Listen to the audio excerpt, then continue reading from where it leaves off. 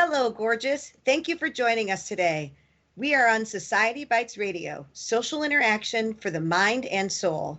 I'm your host, Kim Becker, and this is Hello, Gorgeous, Everything Beauty, Cancer, and Inspiration. Our guest today is Lillie Hutto. Lillie was recently a recipient of a Hello, Gorgeous makeover. Lillie lives in Fitzgerald, Georgia. She is a triple negative breast cancer survivor. She has endured 12 chemotherapy treatments, breast augmentation, 28 radiation treatments. Her last checkup on January 16th, 2019, the doctor released her to do anything that she wanted. Lillie is married. She has 2 daughters, 1 son, 7 grandchildren, and 2 great-grandchildren. And she is a huge advocate of Hello Gorgeous. Hi, Lillie, and welcome to the show. How are you? I'm doing good. How you doing, Miss Kim? I'm good. Thank you so much for being on our show, and I'm so excited to share your story with everybody. When I talked to you last week on the phone, you inspired me. You actually had me in tears. So I'm excited to share your story with all of our listeners. So I want to start off with your cancer diagnosis. You had a lot going on. It wasn't just you that was having some medical challenges. And so I want people to know, how did you find your cancer? And tell us a little bit about that journey that you took. Okay. I get my mammograms faithfully, so I went and get my mammogram, and everything was fine. Well, 6 months later, I had found a lump in my right breast while I was taking a shower. And I knew something was wrong. It did not feel like the other lumps I had had. So I went to the doctor, and they did another mammogram and an ultrasound and a biopsy, and it came back as triple negative cancer. But I chose not to call it cancer. I called it my hiccup. And the reason I called it my hiccup, because I knew God was going to take care of it. It was only going to be temporarily. And he gave me a scripture, be still and know that I am God. And to me, that meant, Lillie, take yourself out of the picture. I'm taking care of this. You just sit back and let me handle it. And that's exactly what he did. When I went through my treatments, after my second treatment, I did lose my hair. And then on down the ways a little bit, I lost some toenails. And I never really got sick from the chemo, but I was tired. I was really tired from the chemo. Then I had my surgery. And while I was having my surgery, Posh Salon at Tifton, some of the girls was at the hospital and asking my girls who they had there, and told them about the Hello Gorgeous. And so I did not know anything about this. It was a total secret. So my girls had planned for me to take me there. And so they called me and told me they wanted to take me to get my pedicure since my toenails had came back and my hair was coming back. And I told them, sure, we would do it.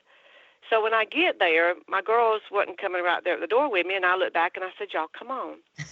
Well, I was trying to get them to come on. Let's go in and get this thing done. So when I opened that door, there was this red carpet rolled out, and there was these 4 or 5 ladies standing there with black shirts on that read, Hello Gorgeous, and they yelled at me, Hello Gorgeous. Well, I felt like a deer caught in the headlights. I thought, oh, my goodness.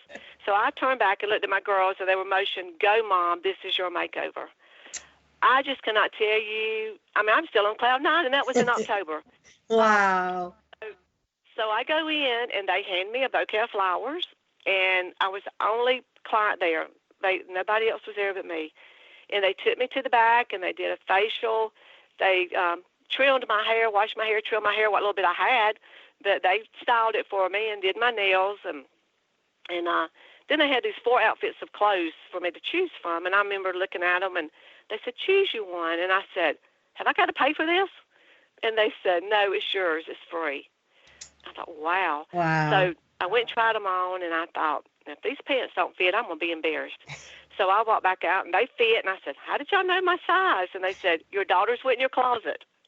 So they got my size for me, and so then they had little gifts for me to get, and it was like a box of chocolate and some prayer beads and just different things to open. Well, I'm thinking I'm through.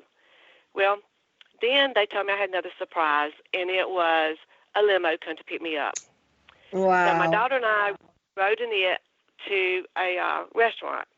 And when I got there, there was more family and friends there waiting on me. But when they got through with me, I felt gorgeous. I looked gorgeous. I just thought, wow, I just can't believe somebody would take their time to shower me like that with their love and caring for me. It was, and I didn't even know these people, and my girls didn't know these people. It was just they saw them at the hospital that day when I was having my surgery. Wow. So That's awesome. So then when I went back the next day for radiation and then to get my before and after pictures, I asked the lady there, how did they do this? How do you get started in this? And she told me, and she handed me a pamphlet, and I said, can I do this in Fitzgerald? I said, I want somebody else to feel the feeling I had. I want them to get the effect like I did. Because when you're going through cancer and you've lost your hair, even though you've got wigs and you've got pretty scarves, you still look in that mirror without it, you look ugly. And you feel ugly. And that's the way I was feeling. A lot of days I felt that way. Even though when I would put my wig on, I still felt ugly. But when I went there and that shop did that for me, it was like, wow, I'm beautiful. I can do this. That was my second win because I was fixing to start my radiation. It was like I had the chemo behind me and I had the surgery behind me, but it was like, now I've got to go to radiation for all those treatments back to back. And we lived 30 miles from where the place was.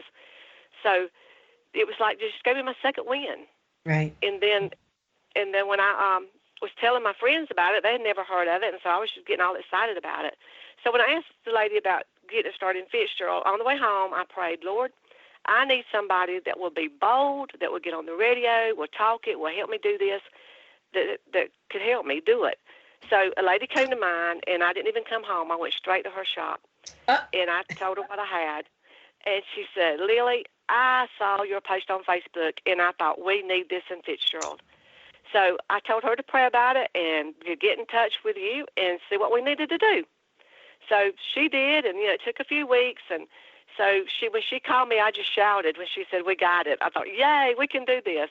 So I have been excited. I have been going from door to door here in Fitzgerald. People has not turned me down. Not the first person has turned me down.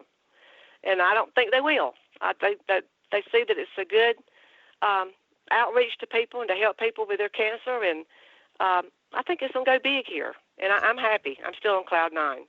That's awesome. And I think, that's when my husband and I started Hello Gorgeous. I think that's the one thing that we didn't realize. We thought, well, in the beginning, this is a calling for me as well. And I remember, being given the vision that this is what I was supposed to do. And I thought, oh my gosh, it's not important. You've been diagnosed with cancer. I'm sorry that I can't help you, but let me pick your fingernails. And I just thought it's not important. But when Mike and I started doing these makeovers, and that's what we didn't expect were the effects that would last for years and years. We had women that would come back to us 2 and 3 years later, and they would say, oh my gosh, that was the best day. We had one woman come up to us and tell us, I remember my birth date, my diagnosis date, and my Hello Gorgeous date. Those are the 3 dates that they remember. Exactly. And me too. Yeah, and I just don't, like I said, I think that was the one thing that we just did not realize was the fact that the long-lasting effects of that 3-hour period of time that, you're given, and you're just, they give love, they just put you in a place of so much positivity. I think that that's what helps to give you through the rest of the journey. Now, you shared with me, and it was really interesting, and your situation was unique because not only were you diagnosed with cancer, but your husband had some medical stuff happening as well, didn't he? He did. That morning that I was to go to get the second mammogram, about 4 o'clock in the morning, he woke me up and told me he was having a heart attack. And so I called 911, and they couldn't find our house. So 17 minutes later, I loaded him up, and we got to the hospital, and he had 2 more episodes there. And I told my daughter, I said, well, I'm not going to have that mammogram. She said, yes, you are, because they're going to keep him here 4 hours before we can get him shipped out somewhere else and make sure that his enzymes, see what they were. And I said, okay. So that's when I went downstairs and had the mammogram, and it showed up positive. The radiologist told me if he had to guess, he knew it was positive by looking at it. So we got to Macon, and then that was December the 1st. So December the 5th, my husband had 5 bypasses. Wow. And December the 6th is when I got the call and said that mine was positive. But during all that going, we had 2 storms brewing at one time. And God eased both of our minds. We knew Dane was going to be okay. I knew I was going to be okay. We just had to sit back and let God take care of it, and that's what he's done. Look at Dane now. You wouldn't think he ever had a problem. He's back at work and doing great. Look at me. I'm doing everything, anything I want to do. You know, I'm keeping my 4-month-old great grandbaby. I mean, how fun is that? You know, God's good, and like I say, and the cherry on the top was the gorgeous, Hello Gorgeous, and I never thought I would get into anything like this, but I never asked God why did I have breast cancer. I never will. Looking back, I think it's to help get Hello Gorgeous started in our town. You know, and if that's awesome. what it took, yeah, so be it. That's what it took, and I'm glad that I'm physically able to do that, to help. Well, to and get it started, make other women feel good. That's amazing, because there are a lot of women, you know, I found that there are a couple of types of women when we have done makeovers on women. Some women take their cancer diagnosis and it now help their wife, they're a mother, they're a cancer survivor. And there are some women that they're a wife and a mother that fought cancer and it's done and over with and they don't want to deal with it ever again. So Right. I think it's just amazing as to what you've done, that you've taken the situation that you're in and that you want to use this now to help more women feel the same way that you did. And I think that's Exactly. awesome. So I want to ask you, I wasn't there that day. So what was your favorite part of the makeover? The favorite part was having one-on-one with each client. They, when I would leave one station and go to the other, they was gentle. They would ask me, they wouldn't ask me anything about my cancer unless I brought it up, because nobody knows what to say to people that have cancer. That's right. And just talking to them, it was almost like they were my best friend, and I never laid eyes on them before. You know. Yes. And that's what made it so good, because they were so loving and it was so inviting. Well, and when you talk about that people don't know what, so to me, one of the most important parts of the makeover for me is the reveal. And so you shared about how they came and got you on a limo and, took you to a restaurant. And to me, that's the most important part, because that's what we have been told by so many women, that when women are diagnosed with cancer, people don't know what to say. So they say nothing and stay away. And I think they're fearful. Right. That's the worst thing you can do. Yes. And just like I said earlier, just to polish somebody's fingernails. Yes. When I was diagnosed with cancer, and I had already started, my hair didn't come out, so I'd already had some treatments. And my husband went outside and he said, "There's a lot of cars in our yard." And I thought, what in the world? Went outside and it was my Sunday school, it was my choir people at church. They were out there picking up pine cones out of my yard. and that is the day that God gave me that scripture. I was sitting on the front porch crying, watching them do this for me, because I'm a doer. I go do for other people. Yeah. I want to be behind the scenes, Yes. Yeah. And I'm sitting there crying, and that's when God said, "Be still and know that I'm God." You know, and that was something simple for them to do, but it meant a lot to us because we couldn't do our yards. Right. But it was something that they could do. And they knew that you needed it done. And so I think that that's the other thing, so many times as women that we're afraid to ask for help. And so for me, that's one of the reasons that I insist that has to be a surprise. So like your daughters told you that they were taking you for a pedicure, but if they would have said, "Hey mom, we're going to take you for a makeover," your first response is no. I don't need it. That's right. I don't want to go. There's somebody else out there that needs this worse than I do. Exactly. And so I don't want to go. So that's why when we designed the program, we made it that it has to be a surprise. And that's just women in general. Women are just selfless. And so we have to make it that you don't know where you're going, so that once you get there, then you're all in, because you wouldn't have ever gotten yourself there. But once we get you there, then it's okay. Now I'll participate. And we've had women that have said, "I didn't know how much I needed this. I just didn't even know how much." That's why you call it ambush makeover. That's ambush when we get there. That's right. That's right. But yeah, the revealing party. There was people there at that table I've not seen in a long time that was there for me, and I was excited to see them. Well, and I think it was just all good. To me, the reveal is that I think one of the reasons that people stay away when a woman is diagnosed with cancer is because of fear.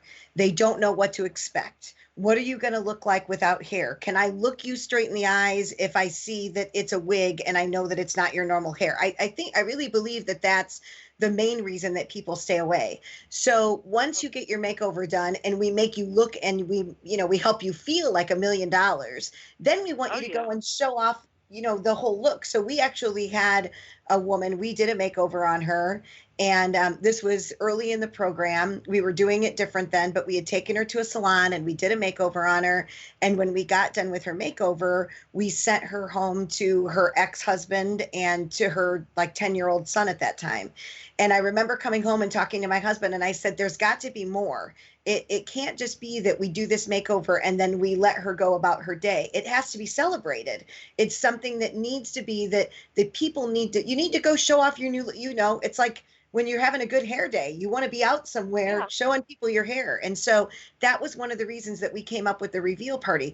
But it's also to reconnect your loved ones with the woman that's battling cancer, because when you walk into that room and they see that you look like the old Lillie and you act like the old Lillie, it takes that fear away from them. Like, oh, okay, it really is her. Or, oh, okay, I know what to say to her now because I can see the way that she looks. And so that's what we always say, that we go in, we reintroduce you to the support group that you need to continue on the journey, whatever that looks like. And then we ride off in the sunset to be able to help more women. So Right. I'm a full, every component of the makeover that we have designed is we've designed it for a purpose to make sure that we've strengthened and empowered you to continue on whatever that journey looks like for you. So, and tell me why this meant so much to you. Why did your Hello Gorgeous makeover mean so much to you? Well, just that complete strangers took me in, so to speak. I didn't know them. They took up time with me, and when they got through with me, I felt like I felt gorgeous, and I felt like $1 million. I felt like I could conquer the world. Eh, I felt like I can do this. That's right. Just like I just started doing the radiation, I was dreading so bad because I had to go every day. But it was nothing after that. It was like, okay, I can do this. I mean, it just helped me up. It And just how hard was it for your daughter? So I know that, so we work behind the scenes with the person that nominated the woman battling cancer. And so we have to get clothing sizes and we need to make sure that we can get a group of people to come and celebrate your makeover. And so how hard was it for your daughters to keep this a secret from you?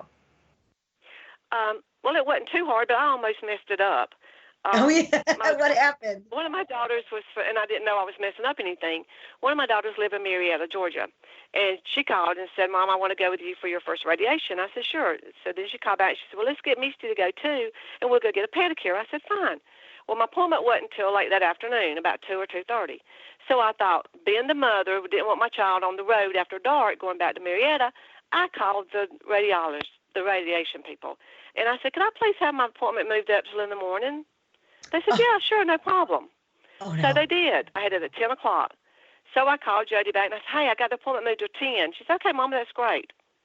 Well, about 30 minutes later, I get a call back from the people at the radiation. They said, Miss Lillie, I'm sorry, we can't move that appointment. Your stuff won't be ready for your treatment." I said, "Okay, no problem." So I called my daughter back and I said, "I'm sorry, Jody, they can't do it." Well, after it was all said and done, they come to me and said, "Mom, I hope you know you like to messed up the whole thing." Because my appointment was like at 2:30 there at Posh. So I almost messed it up for them. Oh my So that was gosh. probably the hardest thing, was to make sure, because the daughter in Marietta called the daughter here and said, "Mama's messed it up and you got to clean it up." so, And it so they is did. They hard. got me back on track. It is hard, because you want this to, because it has to be a surprise, especially when it's a mom or a daughter or even a best friend, to be able to keep that secret from someone that you love is very difficult. But boy, once they get to share that joy with you and they get to show you, the whole, it wouldn't have been the same had you known that you were going to walk in on a red carpet. It was Oh, much no, no. more when you walked It in and wasn't. you were surprised with the red carpet. But the first thing I saw, because I was looking down, I saw that red carpet, and then I looked up, and at the end of the red carpet, here these girls were, and I thought, uh-oh, that they wouldn't have saying "Hello, gorgeous," and it was just great. It was highlight of my life. I mean, really, it was just a highlight of my life, and sealing up that kind of sealed up the cancer That's awesome. um, journey. It just kind of, Yes. that was it, and I've just all I've talked about. And then not ever dreaming that we'd ever have one here, because I really didn't know what all we had to do, and now we're just all excited. Me and Cindy's real excited about getting this going, so Good. can't wait. So tell me this, in your opinion, why is this program important for a woman battling cancer? because when you got cancer, I've always wondered what would I say if the doctor told me I had cancer, and all I said was, what do we do now? Because I had the other issue going on with my husband with a heart attack, so it was like, Right. okay, what do we do? I think it's important because it shows that woman that people do care and that she is a beautiful woman, inside and out, that she can still be as gorgeous as she was before she ever lost her hair. Mm-hmm. Or and some people lose a lot of weight, which I didn't, but some do. But it just shows the woman that, hey, she's gorgeous, regardless if she does have cancer. Mm-hmm. I agree. It's just. And what do you think that it meant? So many times I feel when a loved one is diagnosed with cancer, that the people around that woman diagnosed feel helpless. What do you think it meant to your daughters to be able to plan this and do this for you? My daughters are still talking about it. I mean, when I told them I was going to get involved in it, they said, "Oh, Mama, that's great. That's great." Awesome. They never thought I'd get involved in it. I didn't either. I didn't know I was until I went back and I was asking all these questions. Yes. No, they still talk about it, and now what they're doing now is telling people, hey, go on www.hellogorgeous.org and submit somebody's name that's got cancer. My mama wants them to have the same treatment and the feelings that she had from it. So they're behind me, trying to get names in. That's awesome. With that. That's what we need, is we need people nominated so that we can help more women, because as we said, the importance of it being a surprise. So let me ask you this. What's a surprise? That's right. You got to keep it a surprise. So if it had not been a surprise, it wouldn't have been as much fun. That's right. It wouldn't have been as much fun. You're right. All right. So we're close to ending our interview here, but I want to know, what's one thing that you would tell someone that was newly diagnosed with cancer? To keep their faith and not to focus on what could happen, but focus on what God can do. Mm-hmm. The doctor's word is not the last say. And stay positive. When you got cancer, and don't listen to anybody that's negative. If you've got Facebook friends that want to be negative, delete them. Don't keep them on there. Talk positive. Say you're going to beat this cancer. It's going to be a thing in your past. Don't sit and dwell on it. I love what you said when you called your cancer a hiccup, because that's all it was. It was just, and hiccups go away. Hiccups go away. That's right. And my doctors call it a hiccup. So even now when I go back in for my checkup, they'll say, well, the hiccup's gone. I said, it's gone. It won't come back. It's gone. And I think that that's so important too, because to be able to have that faith and to look at things positively, I think we can talk ourselves into things just as much as we can talk ourselves out of things. And so I have to agree with you. I think that having a positive mental attitude and having a good support system, which it sounds like you do, that's huge to be able to get you on the other side of this, and to just live the rest of your life as positively as you absolutely can. That's right. Awesome. When I got back from Tifton, let me tell you this one thing. When I got back from Tifton, from the hospital, 12 days in May, there was a book in the mail, and my daughter was with me. And I said, what is that? And it was a book on breast cancer, a real thick book. And it had stuff marked that I needed to read. I looked at my daughter, and I said, I don't want this in my house. Right. Don't leave it here. You take it to work with you. She's a nurse. She works for a doctor here. I said, I don't want it. I don't want it in my house. So I refuse to have it in my house. That's right. And I think that's exactly it. Just making sure that you stay positive, and even getting that would be negative. I think that's the way to go. What a great piece of advice. What a great piece of advice.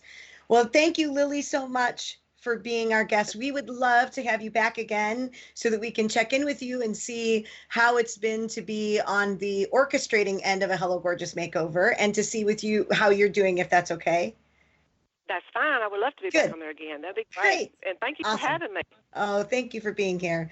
If you have any questions or comments and you'd like to know more about the guests of our show, or for more information about Hello Gorgeous, feel free to contact me at kbecker@hellogorgeous.org, or visit our website at www.hellogorgeous.org.